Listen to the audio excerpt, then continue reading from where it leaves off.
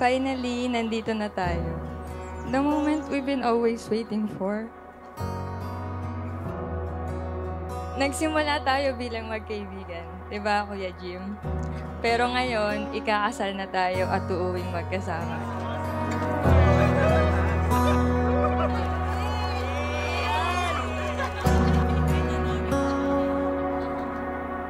Ang kasal ay akda ng Diyos, na kung saan ang babae at lalaking nagmamahalan ay pinag-isa ng Diyos sa pamamagitan ng kasal, at ang dalawang nagmamahalan na pinag-isa ng Diyos ay hindi dapat paghiwalayin ng kahit na sino man.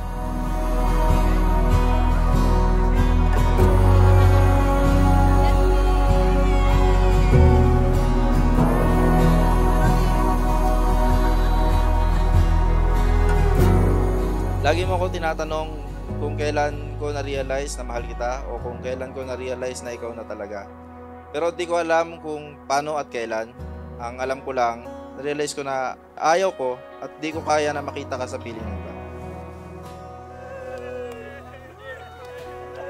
Sa lahat ng bagay na pinagpapasalamat ko sa Diyos, ang pagdating mo sa buhay ko, ang pinaka-grateful ako ng lubos. Salamat sa Diyos sa pagbibigay sa akin ng kasama sa tawanan, kasama sa ministry, at kasama sa buhay.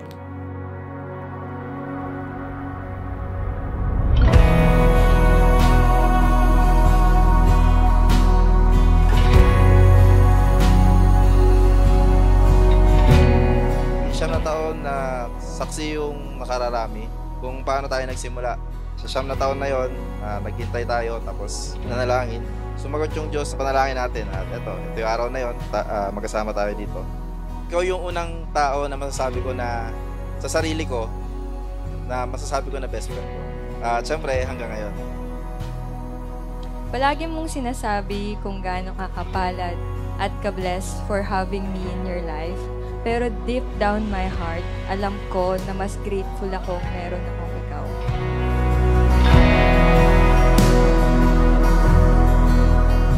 Ano ba ang pag-ibig? Ang sabi sa 1 Corinthians chapter 13 verse 8. Ang sabi dito, charity suffereth long and is kind. Ibig sabihin, ang pag-ibig ay mabuti. Ang pag-ibig ay mapagtiis. Hindi ito nag-envy. Hindi ito magpaghanap sa kanyang sarili. Hindi ito nag-iisip ng masama. Hindi rin ito natutuwa sa kasamaan. Kundi nagagalak ito sa katotohanan. Beareth all things, believeth all things, hopeth all things, endureth all things. Charity never faileth. But whether there be prophecies, they shall fail. Whether there be tongues, they shall cease. Whether there be knowledge, it shall vanish away. So sa inyong dalawa, mahalaga yung pag-ibig na meron kayo sa isa't isa.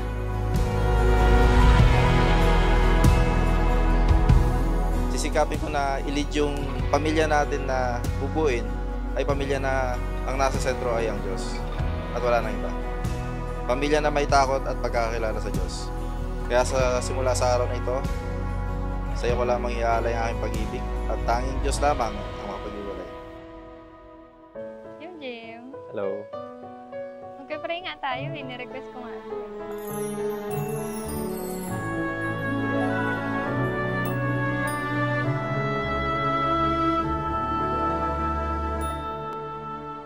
Nagkakilala kami ni Jim sa church. So, nagsimula kami bilang magkaibigan, ganyan. High school pa lang ako. Ano kami nun, bata pa, as in sobrang bata nung una kami magkita. Ako, nakikita ko siya pero hindi ko naman siya pinapansin. After 3 or 4 years, doon kami nagsimulang mag-usap. No, isang gabi nag-usap kami. So, napansin niya na parang iba na nagbabago ako sa kanya. Yung pakikitungo ko sa kanya, nagbabago. Sa akin, denial ako nun, pero tinanong niya ako kung ano yung nararamdaman ko para sa kanya. So, inamin ko naman. Ang masama lang, so, at first, alam niya ayaw ko sa kanya. Tapos, hindi siya nag-stop. Parang for 2 years, parang consistent niya akong pinupursue na letting me know na gusto talaga niya. So, ganun siya. Hanggang sa ako, parang naita ko kung gaano siya kaseryoso doon sa sinasabi niya. Nag-start pa lang kami nito eh. Kumakain kami. And then, out of nowhere, bigla niya sinabi sa akin na nag-iipon siya. naisip namin na mas okay na mag-ipon para sa future, hindi yung gastos na gastos. So, yung kung sa pag-iipon, oo, nag-ipon ako noon para sa amin dalawa. Pero ang pinaka nag-push talaga sa akin na kung bakit nagsimula sa ganun, siya pa rin. And then, ayun, sobra akong na-move nung time na yun. Kasi parang dun ko nakita na sobrang seryoso siya sa akin. By that age, na ganun pa lang kami, yung thinking niya is, ako yung papaasa lang. So, ayun, lagi ko natatandaan.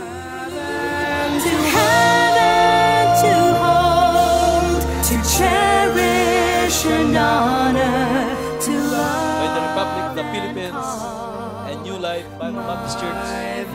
And now, pronounce you husband and wife. You may now kiss the bride.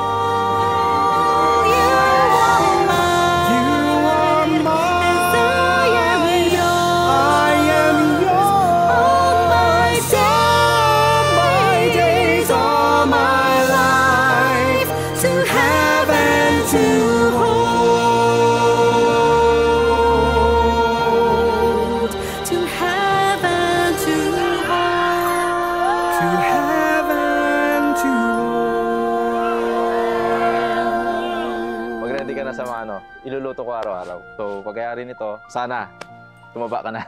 Pagluluto kita ng maraming masarap na pagkain.